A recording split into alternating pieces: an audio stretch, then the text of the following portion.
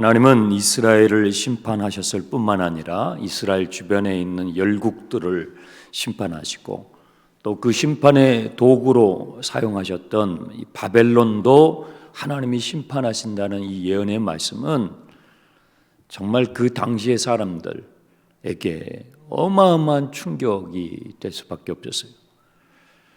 한 회사가 부도가 나고 망하는 것도 쉬운 게 아니죠. 다양한 요인들이 모여가지고 그렇게 되는데 한 나라, 그것도 초강대국입니다. 그 시대에 가장 강력한 제국이 망하게 될 것이라는 것을 예레미야가 선포를 했던 그 시점은 나라가 기울어가는 때가 아니고 우길승천하듯이 바벨론의 기세가, 그 힘이 아수르를 꺾고 애굽을 꺾고 전 세계를 호령하던 그 시점에서 이 예언의 말씀이 선포가 됐어요. 한두 구절이 아니라 오늘 우리가 50장, 51장까지 길고 긴 이 예언의 말씀이 선포될 때, 그것도 공개적으로 사람들 앞에서 선포될 때 이것을 믿고 받아들이는 사람이 몇 명이나 있겠어요? 다 콧방귀 끼지.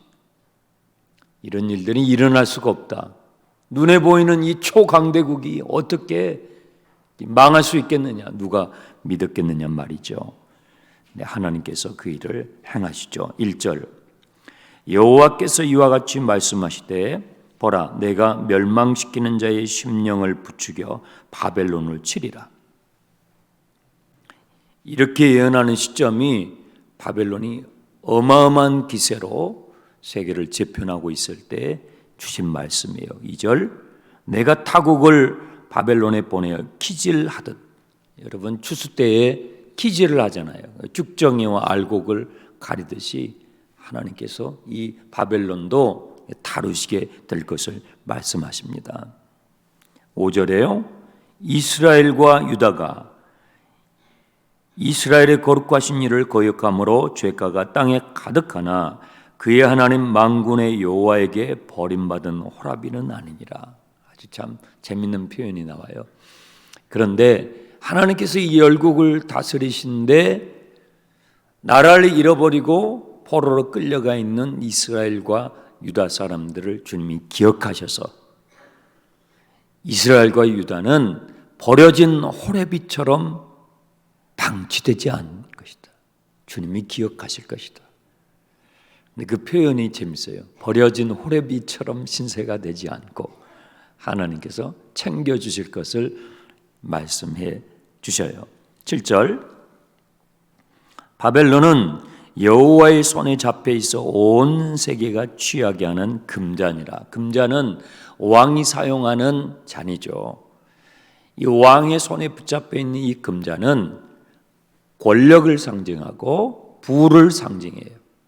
그 시대의 최고의 권력, 최고의 부가 바벨론 왕의 손에 들려있는 금잔과 같았어요. 그런데 이 금잔을 하나님께서 산산조각이 나게 하신다는 거죠. 8절, 바벨론이 갑자기 넘어져 파멸될 것이다. 어떤 방법을 하나님이 사용하시냐면 11절, 화살을 갈며 둥근 방패를 준비하라. 여호와께서 메대 왕들의 마음을 부추기사 바벨론을 멸하시기로 뜻하시나니. 메대라고 하는 이 메대와 바사가 이 연합국인데 이 도시국가들이 힘을 모아가지고 바벨론 제국의 역습을 가하게 되는데 그 이면에서 하나님께서 그들의 마음을 감동하신다는 거예요. 여러분, 하나님은 우리의 마음을 감동해 주셔요. 사단도 우리의 마음을 공략하죠. 하나님도 우리의 마음, 우리의 심령을 감동하셔서 하나님의 선하신 일을 행하시죠. 13절이요. 함께 읽어보겠습니다. 많은 물가에 살면서 재물이 많은 자여, 내 재물의 한계 곧 내 끝이 왔도다. 이 바벨론은 세계의 모든 재물이 모였어요. 권력이 크고 힘이 세다라는 것은 그 재물이 많이 모인다는 것이고 그 재물을 사용할 수 있는 힘이 세다는 것이죠. 바벨론 제국으로 전 세계에 있는 물자들이 들어오고 또 재물들이 들어왔어요. 그런데 하나님께서 뭐라고 하시냐면 재물이 많은 자여 너의 재물에 한계가 왔도다. 여러분, 재물에 한계가 있어요. 돈이 힘이 있잖아요. 돈이 힘이 있으니까 열심히 우리는 돈을 벌어요. 이 세상에서 해야 할 일들, 자녀를 양육하고 또 많은 일들 해야죠. 뭐 생필품을 구입해야 되고 하는 것은 다 재물, 돈이 필요하죠. 돈에 힘이 있습니다. 그런데 기억해야 할 것은 그 돈에 한계가 있다라는 거예요. 바벨론의 전 세계에 있는 재물과 부가 모여드는데 그것으로 많은 일들이 있죠. 엄청난 성을 짓고 신무기를 개발하고 문명을 만들어내고 했죠. 그런데 그 재물에 한계가 있어요. 돈으로 많은 일을 할 수 있지만 돈으로 할 수 없는 것들이 또 있어요. 뭐예요? 돈으로 여러분의 생명을 지키지 못해요. 돈으로 여러분의 영혼을 지키지 못해요. 돈으로 여러분의 가정도 지키지 못해요. 돈으로 여러분의 자식도 못 지켜요. 사실은 돈으로 여러분 자신을 못 지킵니다. 돈으로 많은 일을 하지요. 하지만 재물의 한계가 있어요. 부자 청년이 예수님께 왔어요. 주님, 어떻게 하면 구원을 얻을 수 있겠습니까? 그 부자 청년은 재물이 많은지라 예수님을 만나고도 돌아갈 때 근심하며 돌아갔어요. 그 뒷모습을 보면서 부자가 천국에 들어가는 것이 낙타가 바늘길을 통과하는 것보다 어렵도다. 내 영혼의 문제를 해결하지 못해요. 내 인생의 근본적인 문제를 돈이 해결하지 못해요. 재물의 한계가 있다는 것을 여러분 기억하시고 오늘 하루도 열심히 일하실 때 돈을 의지하지 말고 하나님을 의지하셔야 돼요. 하나님을 의지하셔야 돼요. 그것이 지혜입니다. 그것이 지혜인 것입니다. 20절을 보세요. 여호와께서 이르시되 너는 나의 철퇴 곧 나의 무기라. 바벨론을 하나님께서 철퇴로 사용하셨어요. 어제 우리가 말씀을 50장에서 봤을 때는 망치로 사용하셨다고 그랬어요. 그럼 철퇴와 망치는 뭐예요? 분쇄하는 거예요. 그래서 21절부터 부수며 분쇄하며 분쇄하며 분쇄하며 이 분쇄라는 단어가 계속 나오는 거예요. 망치로는 다 분쇄하는 거죠. 철퇴로는 분쇄예요. 초강대국인 이 바벨론을 하나님께서 망치로 철퇴로 사용하셔가지고 각 열국을 분쇄하고 하나님을 대적하는 것들을 분쇄하는 심판의 도구로 사용하시. 그런데 이제 그 바벨론도 하나님께서 다루신다는 것이죠. 41절 슬프다 새싹이 함락되었도다. 이 새싹이라는 이 표현은요 바벨론의 또 다른 명칭입니다. 바벨론이 함락되었도다. 그러므로 45절 나의 백성들아 거기서 나와 피하라. 하나님께서 이 바벨론을 심판하실 때에 거기에 머무르지 말고 미련을 두지 말고 거기서 뛰쳐나와 도망하라. 예루살렘으로 귀환하라고 하나님께서 가르쳐 주시는 것이죠. 50절 보세요. 칼을 피하는 자들이여 멈추지 말고 걸어가라. 바벨론을 하나님께서 심판하실 때에 하나님의 백성 이스라엘 백성들은 뒤도 돌아보지 말고 앞으로 걸어가되 먼 곳에서 여호와를 생각하며 하나님을 생각하며 예루살렘을 너희의 마음에 두고 바벨론은 미련 없이 뛰쳐나와 예루살렘을 향해서 돌아오라고 하나님께서 예언해 주시는 것입니다. 56절 곧 멸망시키는 자가 바벨론에 이르렀음이라. 그 용사들이 사로잡히고 그들의 활이 꺾이도다. 여호와는 보복의 하나님이시니 반드시 이 일을 행하시리라. 그런데 이게 뭐 어떤 한 힘없는 사람, 힘없는 작은 나라에게 지금 이렇게 이야기를 해도 뭐 그런가 보다 하겠지만, 그 당대의 초강대국이에요. 슈퍼파워예요. 초강대국 앞에서 이런 예언을 했을 때 누가 이것을 믿었겠냐 말이에요. 아무도 믿지 않죠. 그런데 이 예언은 공개적으로 사람들 앞에, 그것도 바벨론 제국의 심장부에 들어가서 선포됐다는 내용이 59절부터 64절에 나와요. 59절 보세요. 유다의 시드기야 왕 제4년에 마세아의 손자 네리야의 아들 스라야라는 사람이 그 왕 시드기야 왕과 함께 바벨론으로 가게 됐어요. 아마 느부갓네살 왕이 시드기야 왕 재임 초기에 불렀을 거예요. 소환해서 그 제국의 위엄을 보여주면서 너는 저 애굽과 바벨론 사이에서 왔다 갔다 하지 말고 내 말을 잘 들으라고 그 바벨론 제국으로 초대를 한 거예요. 그때 수행원으로 따라간 사람이 누구냐고요? 마세아의 손자 네리야의 아들 스라야였어요. 이 사람이 수행원으로 왕을 함께 바벨론을 방문하게 됐을 때, 그때 예레미야 선지자가 우리가 읽은 이 50장, 51장 바벨론 심판의 예언의 말씀을 책에 기록해가지고 이 사신호가는 스라야에게 다시 그것을 기록하게 해서, 책으로 기록하게 해서 왕과 함께 바벨론에 가도록 심부름을 시켰어요. 그리고 그 책 내용이 뭐예요?